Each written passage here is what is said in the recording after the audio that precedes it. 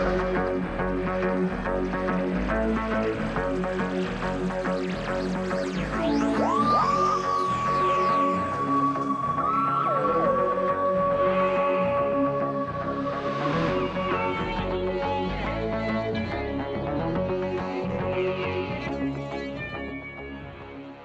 what is up guys, Merganman4 here, and with Doctor Who's 60th anniversary just around the corner, I thought now would be the perfect time to celebrate some of the best this franchise has to offer. Today I'll be continuing with the 5th Doctor, portrayed by Peter Davison, at this point the youngest actor to take on the role, and having a very tough act to follow. But he overcame these hurdles admirably, and made the role his own. Let's take a look at my top 10 5th Doctor stories. Number 10, The Five Doctors.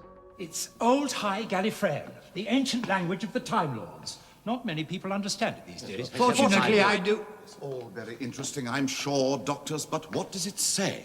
This is the tomb of Rassilon, where Rassilon lies in eternal sleep. What does this bit mean? To lose is to win, and he who wins shall lose. I know what it says. What does it mean? It also promises immortality. The Five Doctors is certainly a packed adventure, with companions, enemies, and of course doctors galore. It's pretty much the Doctor Who equivalent of smashing all your action figures together. And while that isn't a strategy that often works, it very much does here. This story is an excuse to just sit back, relax, and revel in the joyous madness that is Doctor Who. And in that vein, it very much succeeds. Despite the wealth of returning elements, most of them are very well utilized, and the story strikes a good balance between its 4 lead Doctors, giving each of them a solid amount of the runtime and their own companion to bounce off of. Something that's surprisingly very rare in multi-Doctor stories. The villains are well handled too. Of course, we get cameos from the likes of a Dalek and a Yeti, but the Cybermen get a slightly meatier, albeit fairly generic role, and the Master is used to great effect, in a fun twist being sent by the Time Lords to help the Doctor. Though of course, the Doctor doesn't believe this. And the true villain of the piece, Barusa, makes an effective twist. It's nice that A, the main villain isn't the major recurring foe, and B, is a character we've not only met numerous times before, but has been a frequent ally to the Doctor. Philip Latham puts in a great performance as the power-hungry Barusa, and his successfully obtaining immortality, though not of the kind he imagined, is a very satisfying conclusion. At the end of the day, The Five Doctors is not an intricately crafted tale, nor is it masterfully told in every aspect, but what it is pure, unadulterated fun, with a huge amount of affection for the show's then 20-year history. And you can't fault it for that. Number 9, The Butcher of Brisbane. You know what's going to happen, don't you? Were you there? No comment. I can try and minimize the damage, but I can't stop Greel himself. Not without messing up the fabric of time. It's very delicate. So, where does Greel die? And will it be horrible? Ragnar, no one should ever know that. Sequels and prequels are hard to get right. Doing both at the same time is even harder. And doing that for one of the most celebrated stories in the franchise is even harder still. But The Butcher of Brisbane is up to the challenge. While I can't say it's quite on the same level as its progenitor, The Talons of Weng-Chiang, it's still a very compelling story in its own right and expands on the former, particularly its primary villain, Magnus Greel, in an interesting way, especially since, having previously witnessed Greel's ultimate fate, the Doctor is limited in the actions he can take. In fact, this story puts the 5th Doctor in a very unusual position, where he's a lot more cagey and secretive than normal, only telling his companions what's strictly necessary to know. Greel himself makes for a great villain, not yet insane as he was in Talons, but certainly no less malicious. And Angus Wright puts in an excellent performance that does have moments of charm, but slips into the rage and menace we're familiar with. There's also a secondary villain in the scientist Findiker, working on Greel's time travel experiments, the kind of scientist who only cares about his work regardless of the human cost. We see the results of this in a particularly macabre sequence near the beginning, as Nyssa and Turlo witness dead bodies literally falling out of the sky, aged to death as the result of Findiker's experiments in the future. It's a very bleak story that handles its subject matter in a powerful way, leaving a strong impact on each member of the TARDIS crew, and of course, the listener. Number 8, Ringpool World. I think you've brought us disastrous luck ever since you latched onto us. That's what you think, is it? You think you're just following us around quite harmlessly, adding little bits like "said the Doctor smugly" and "added Tegan crossly." And you think that's helpful? Well, it's not. It's just annoying. I love when stories take advantage of the medium they're in. In the case of Ringpool World, writer Paul Mars introduces the idea of novelists, beings who follow, document, and narrate people's lives, in this case, the Fifth Doctor, Tegan, and Turlough. This is a genius idea for an audio story. I mean, does there need to be an in-universe reason for narration? No, and most of the time there isn't. But it sure is a lot of fun, and something that definitely wouldn't work as well on TV, since the majority of the story is told in this way. And whilst this is the most memorable aspect of the story, it's by no means the only notable one. Even stripping that away, the central story is a really neat one.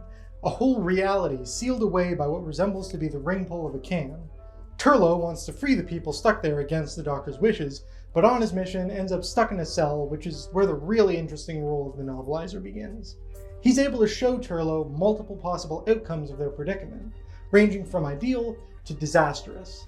And even if we know what future is going to happen due to the fact that, well, the TV series exists, I still absolutely love that the story doesn't give us a conclusive answer itself, opting to end just before the characters find out which they'll experience. Ringpool World is a story with lots of great ideas and a very unique presentation that makes for an extremely entertaining experience. Number 7. The Ingenious Gentleman, Adric of Alzarius. The man turned back to Adric and grinned the widest grin Adric had seen yet. Well then, I'd better bring you back up to speed. I am Sir Quixote of Lacura, and you are my faithful squire. We're on a quest to defeat a wicked enchanter named the Doctor, and rescue a beautiful princess from his magical blue tower before he is able to tame the dragon and claim the treasure it's guarding for his own diabolical purposes. Now, are you coming? Set fairly early in the Fifth Doctor's life, the Ingenious Gentleman Adric of Alzarius, as you might guess from the title, shines a spotlight on Adric, in particular exploring how he's coping with the Doctor's recent regeneration and how it's changed their relationship. The story does this through the lens of a fantasy tale. Via a device which makes one's subconscious desires reality, Adric becomes the squire of Sir Quixote of Lacura, a man who suspiciously resembles the Fourth Doctor, rides a horse named Kainin, and whose battle cry is Romana. So in some ways, this story is more reminiscent of the latter-day Fourth Doctor than the Fifth. But that's kind of the point. It's a story of growth and learning for Adric, giving him some precious development that he lacked on screen, and ultimately he comes to accept that yes, this new Doctor is different, and yes, he misses the old Doctor, but that's okay. He's still the Doctor in the end. Fittingly, Matthew Waterhouse makes for a fantastic narrator, bringing the story to life in an exciting and heartfelt manner. And the fantasy lens not only allows us to revisit the past in a unique manner, it's also just such a fun way to experience a Doctor Who adventure. Everything familiar, but a little bit different. It's a story that's filled to the brim with charming moments, and you know what? I think that's honestly the best way to describe this story. Charming. It's really good stuff. Number 6. The Peterloo Massacre. 15 fatalities, 654 casualties. How can you possibly know the number? The official record will differ, of course. Historians will debate it for years. What are you talking about? 15 fatalities, 654 casualties. Write that down in your notebook, Thomas Tyler. Ignore him, Tyler. These numbers are just wild speculation. Look around you, man. You know, Hurley, I never share my knowledge of the future. On this occasion, I wish I had, because had I realized that you belonged to this private militia, I'd have done everything in my power to stop you. Oh, what's this? A pure historical? Now we're talking. If you've seen my top 10 First Doctor stories, you'll know that I'm a huge fan of pure historicals. Now, that doesn't inherently make a story a winner, and indeed, the Fifth Doctor has a few others from Big Finish that don't make this list, but it's certainly a big plus. And the Peterloo Massacre is not only an event I knew nothing about, it's also a very tragic one with lots of opportunity for strong dramatic moments, something writer Paul Mars is well aware of, and utilizes to great effect. In particular, it goes farther than you'd ever expect a Doctor Who story to go, with the climax resulting in the death of a baby, and Peter Davison gets an opportunity to really play the Doctor's rage, which is almost scarier than any other Doctor considering how mild-mannered the Fifth Doctor tends to be. Nyssa and Tegan also get a chance to shine, with their own opposition to the power the rich hold over the poor. All three leads have a lot of meaty material to sink their teeth into. Interestingly though, the Peterloo Massacre doesn't end with the climax. Pretty much the entirety of Part 4 is an epilogue to the events, showing the aftermath and tying up loose ends with the guest characters. This sets it apart from many other historical stories, and Doctor Who stories in general. And with a tragedy such as this, I do think it's important we witness what comes after. though admittedly I'm not sure it needed an entire episode to do so.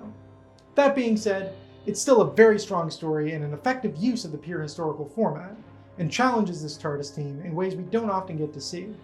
Sometimes, humans really are the worst monsters of them all. Number 5. The Caves of Androzani. Now my slip hands in the air over here! Why? Because I'll kill you if you don't! Not a very persuasive argument, actually, Stubbs, because I'm going to die soon anyway! Unless, of course, I'll give it to a count of 3! Unless, of course, I can find the antidote! I owe it to my friend to try because I got her into this! So you see, I'm not going to let you stop me now! Whatever one might think of the Fifth Doctor or his era, few would disagree that he went out on a high. The Caves of Androzani is an incredibly bleak story that pushes the Doctor to his limits, and whilst the Fifth Doctor is generally seen as one of the more passive incarnations of the Time Lord, he certainly isn't here, as with him and Perry slowly dying from Spectrox toxemia, he truly has nothing to lose. It's an incredible performance from Peter Davison. I would say arguably his very best in the role, though perhaps his generally more subdued take on the character plays in this story's favor, as his intensity really throws you off guard and helps to sell just how desperate the situation is. It rarely gets more bleak and gritty than this, and it's studded with a particularly wonderful guest cast. Morgus influencing events from afar, Stotts leading the group of gunrunners, Chelak and Salatine in charge of the hunt for Shar's Jack, and Jack himself holding a monopoly on the Spectrox drug and forced to live amongst androids after a horrific accident. It's an unforgettable collection of characters, brilliantly realized, and by story's end, pretty much everyone we meet has died. Even the Doctor doesn't make it out unscathed. And honestly, I kinda love how unassuming the cause of the regeneration is. It isn't the bad guy that does him in, he's not mortally wounded in the crossfire. He and Perry just accidentally step in the wrong place. I think it's fantastically ironic that despite all the death and destruction that surrounds him, both in this story and elsewhere, that this is what does him in. An excellent way to cap off a superb story. Number 4. Earthshock. I see that Time Lords have emotional feelings. Of sorts. Surely a great weakness in one so powerful. Emotions have their uses. They restrict and curtail the intellect and logic of the mind. They also enhance life. When did you last have the pleasure of smelling a flower, watching a sunset, eating a well-prepared meal? These things are irrelevant. For some people, small, beautiful events is what life is all about. Earthshock has 2 main claims to fame: the return of the Cybermen after a lengthy many years break, and the permanent death of a companion, and both are incredibly effective. Let's start with the Cybermen, now in all their 80s glory. Oh, how I adore them. It's my all-time favorite Cybermen design, and David Banks makes for an excellent Cyber leader. His delivery menacing, his performance gripping, the Cybermen have rarely felt so powerful and intimidating, and his interactions with the Fifth Doctor are a particular highlight. Even if these Cybermen seem to have a tad too much emotion in their voices, their actions are anything but, and the Cyber leader, knowing full well he can use the Doctor's emotions against him, makes for some incredibly tense material. As for Adric, it's immensely impressive to me how such a maligned character could receive such a powerful send-off. His death is genuinely moving, and his final line is tragic, but perfectly fitting for the character. The closing scene with the Doctor, Nyssa, and Tegan completely at a loss for words, emphasized by the silent credits scrolling over Adric's broken badge, honestly makes for one of the most powerful moments in the show's history. I get chills every single time. And that's not to mention a superb score by Malcolm Clarke with his utterly chilling Cyberman theme, a myriad of excellent cliffhangers leaving you on the edge of your seat, the moody lighting and tense direction, the way each episode builds upon one another until it reaches a literally explosive climax. There really is only one word to describe Earthshock. Excellent. Number 3. Kinda. If I was to agree to your borrowing my form. Just for a while, perhaps only a few months. But I won't. What would you do with me? They always ask that. How? You would be suitably entertained by the experience. I don't trust you. I feel like Kinda often flies under the radar. It can be sort of an unassuming story at first glance, but take a bit of a closer look and there's a great deal of fantastic material to appreciate. This story boasts an impressive guest cast, from the ever-capable Todd, who almost fills the companion role in this story, to Sanders, the commander of the expedition, to Panna, the wise woman of the Kinda tribe. Each character is excellently performed and leaves a strong impression. But for me, Simon Rouse goes above and beyond as Hindle, putting on a genuinely disturbing performance as he gradually descends into madness, and what is in my opinion one of the strongest guest performances in the show's history. Between the colonist scout team, the Kinda tribe, and the Mara's gradual invasion, it's not readily apparent how all these strands will come together, but they're each totally engrossing in their own way, and the payoff is a satisfying one, as they must all band together to defeat the Mara.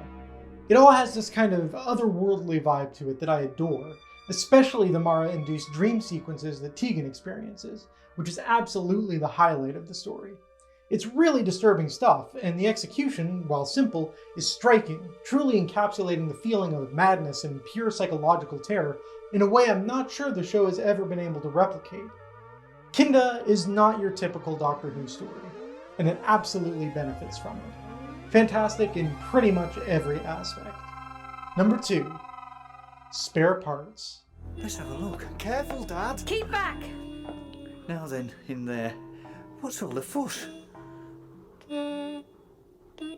What's that? Oh no. Yvonne, is that you? What have they done to you? And here we are, the Cybermen's answer to Genesis of the Daleks. And thankfully, it's just as effective, if not more so. This story does a great job building up to the inevitable, as we get a glimpse into the dying society on Mondas and see the beginnings of the Cybermen already in place. People with replacement parts, cyber patrols on the streets. This is a doomed and desperate society, and there's an atmosphere of dread that runs throughout the whole thing. It certainly helps that this story naturally uses the original iteration of the Cybermen. Even when you can't see them, their sing-song voices remain immensely unsettling, and the story paints a vivid picture that makes the horrors easy to imagine. The Cybermen are never scarier than when you're reminded where they came from. That underneath all the metal and plastic, there was once a human being. And Spare Parts delivers on this aspect in spades. There's a particularly distressing scene where a daughter, converted but not fully processed, returns home to show her father her new uniform, like she promised that she would. And her screams of agony as her dad tries to remove the mask are simply haunting. Spare Parts emphasizes the horror of the Cybermen perhaps better than any other story, and worst of all, the Doctor is powerless to stop it. It really is everything you'd want from the premise, and is undoubtedly one of the best uses of one of Doctor Who's most iconic monsters in nearly 60 years worth of appearances. The ultimate Cyberman story. And before we reach my number 1 Fifth Doctor story, let's take a quick look at some honorable mentions which very nearly made the cut. Primeval, Psychodrome, The Council of Nicaea, Doing Time, The Five Companions. Number 1, Creatures of Beauty. If you're asking me if we made a difference on Veln, I really don't know.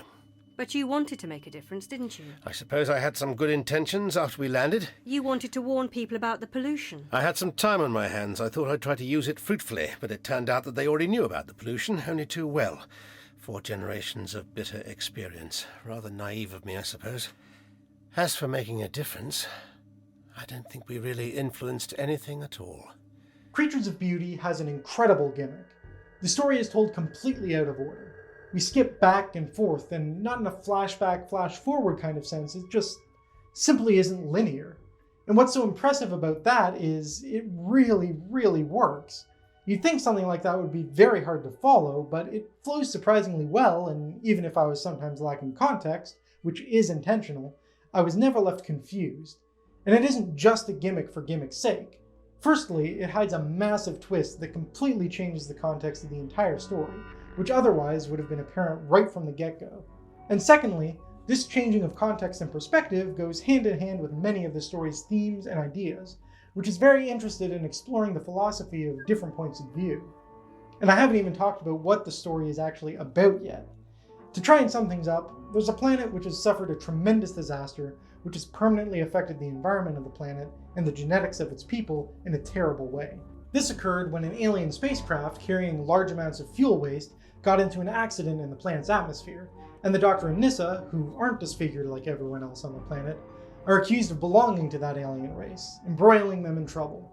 It's a very grim setting, but the revelation at the end is probably the grimmest of them all, and why this story's out-of-sequence nature is so perfect.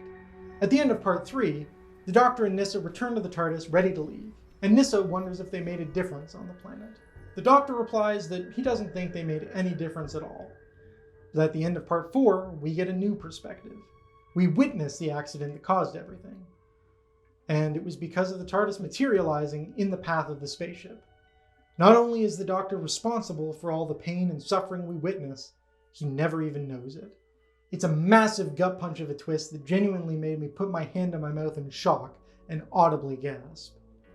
Hauntingly beautiful. But what do you think? Were there any surprise inclusions? Did I leave out your top choice? Let me know what your favorite Fifth Doctor stories are down in the comments below. And with that, Merganman4, over and out, and I'll see you next week with my top 10 Sixth Doctor stories.